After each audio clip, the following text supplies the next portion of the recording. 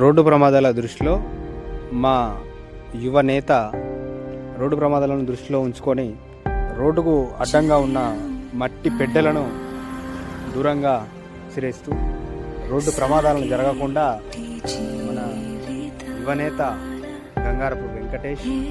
ఇలియాస్ అన్నమయ్య చేస్తున్నాడు, కాబోయే సర్పంచ్. ఇలాంటి మంచి పనికి మనం అందరం ఎప్పుడు ముందుండాలని, రోడ్డు ప్రమాదాలు జరగకుండా అందరూ చర్యలు తీసుకోవాలని